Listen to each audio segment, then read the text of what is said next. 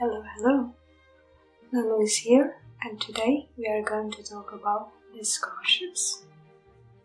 Have you ever wondered how people get scholarships? You're in the right place. We are going to talk about my former 3 scholarship experiences and how did I get them. Let's dive into it. You may ask, who am I to give you advice on scholarships? Let me take you briefly through my background.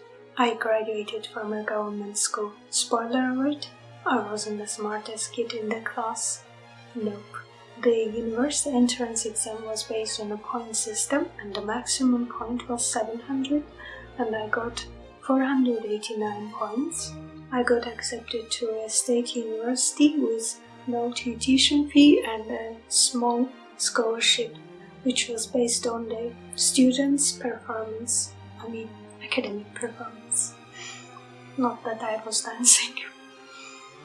My bachelor's degree studies finished me failing to convince my parents to let me to go study abroad. However, I managed to get fully funded Hungarian scholarship to pursue my master's studies abroad, and my parents were kind of forced to let me go. After my master's, I applied to again Hungary and Switzerland for my PhD studies and I got acceptance from both. I chose to study in Switzerland because I wanted the experience starting from scratch. I love to start from zero because I basically have nothing to lose. For your information, I'm still a PhD student in Switzerland. Most of the time people ask me about my study abroad experience, and this usually follows by I want to study abroad too. When I ask them which university or which city or which country do they want to study abroad, they realize that those points have not been settled in their minds. That's one of the obstacles when you don't make your ideas or goals sharp. You need to have clear goals. We all start from zero. As I said, I love zero. Don't be scared. Make yourself a beautiful list containing your favorite city, country, or even the name of a local animal that you want to see on a daily basis. Just write it down. Let your goals to be clear in your mind. It's easy to say, hard to find, but not impossible. Personally, I've always looked for full scholarships because I wanted to be independent while studying without asking any money from my parents. So full scholarships is the keyword that we are going to use to find scholarships. Alternatively, I can suggest Scholars for Development website to find fully funded scholarships. No one else can explain a scholarship better than its official site. Always refer to the official site.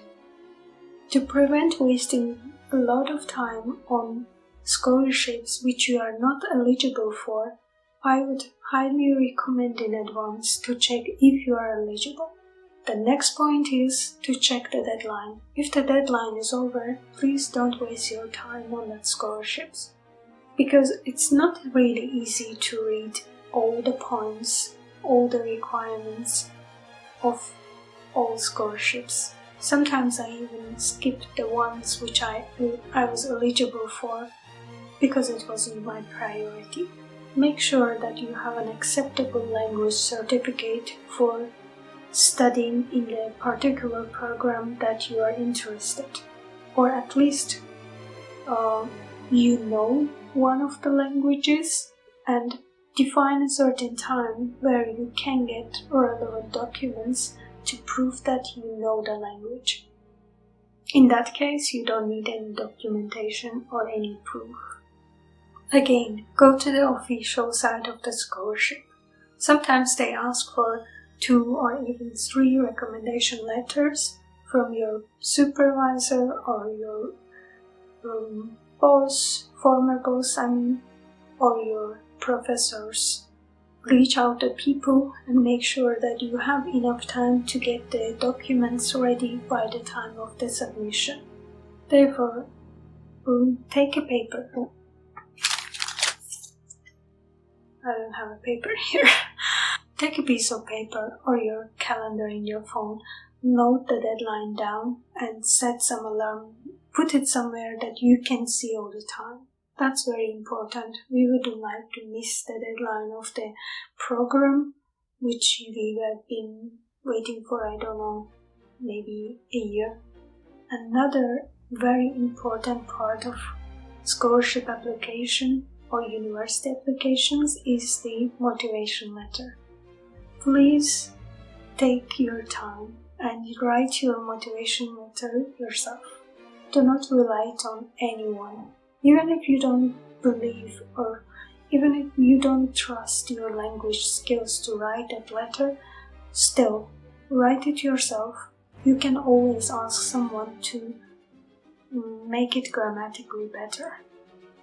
Another point is that write directly in the required language. For example, the motivation letter is asked to be written in English. Write it in English, because if you write it in your native language and then translate, the meaning or the emotions of the letter will not be transmitted as in the original.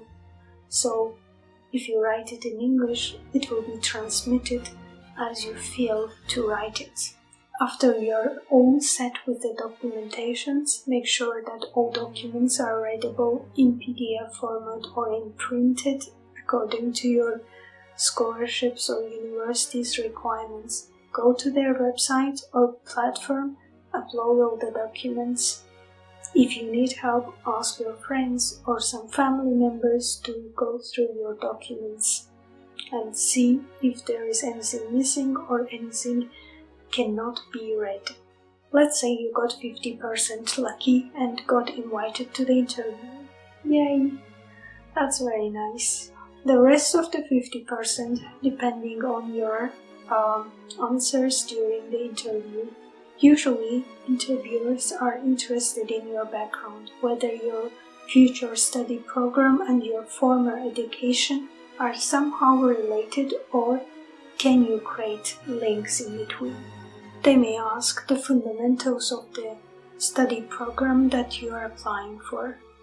Get ready, at least have an idea of fundamentals of your future study program. Another topic that interviewers are interested in would be your outlook. They may ask if you know a famous composer from your country or any fact historically accurate about your country or anything.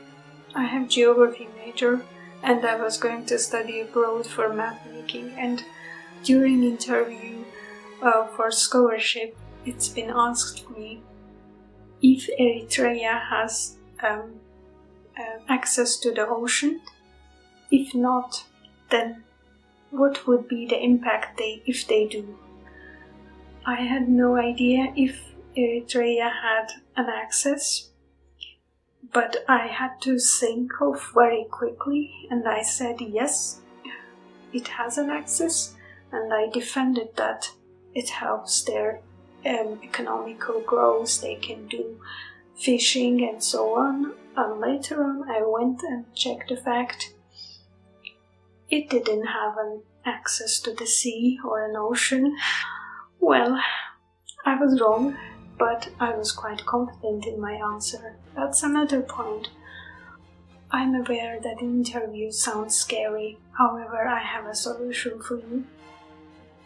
One thing that it helped me a lot is to answering questions confidently, without any hesitations at all.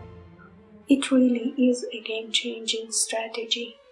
I don't mean to lie, what I mean is to be confident when you are answering.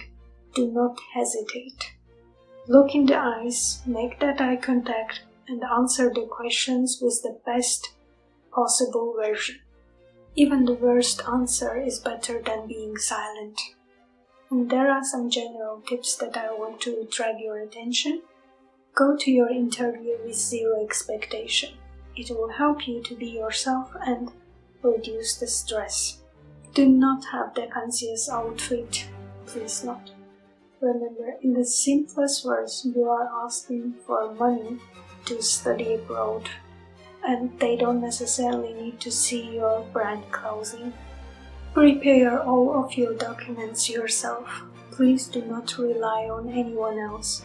It's a very good way to prepare yourself for the further documentation that you will confront while studying abroad, and it's not an easy job, trust me. Finally, and one of the most important points, learn how to deal with failure. You will likely to fail from your first attempt. I also did. It's heartbreaking and no one wants to get a failure, but we should accept the existence of a better applicant. Work on your application more and apply again. I failed to get my first 3 scholarships before I succeeded. Please don't give up. What are your tips or questions for getting scholarships? Let me know in the comment section below. I may have specific tips for your questions or recommendations. If you enjoyed the video, don't forget to like, share or subscribe to my channel for more tips. Thank you very much for your attention and time, and I will see you in the next video. Bye for now.